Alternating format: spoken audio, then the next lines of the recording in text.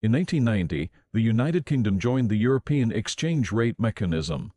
The ERM was introduced to limit exchange rate fluctuations between European Community countries, setting each currency to fluctuate within a certain range. By pegging the pound to stable currencies like the Deutsche Mark within the ERM, the UK aimed to reduce exchange rate volatility and curb inflation. To maintain the fixed exchange rate, the UK raised interest rates and intervened in the foreign exchange market by buying large amounts of pounds. Rising interest rates attract foreign capital into the UK, increasing demand for the pound. Buying pounds reduces the supply and increases demand, thus raising the value of the pound. John Major, a pro-European moderate, succeeded Margaret Thatcher as Prime Minister in 1990. He incurred a £3 billion debt during the Gulf War in 1991, plunging the UK economy into a recession.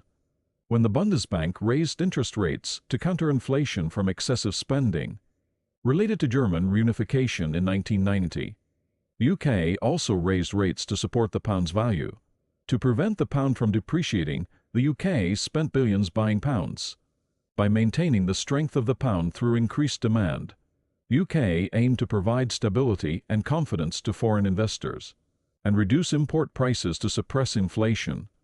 As the goal of the ERM was to promote European economic integration, the UK prevented the pound from being devalued to stabilize exchange rates. The British pound traded at around 2.95 Deutsche Marks, fearing economic changes in unified Germany. George Soros believed that the UK economy could not sustain high interest rates. He engaged in a high-stakes poker game with the British government. On Wednesday, September 16, 1992, George Soros shorted the pound by borrowing pounds and selling them for dollars to drive down the value of the pound.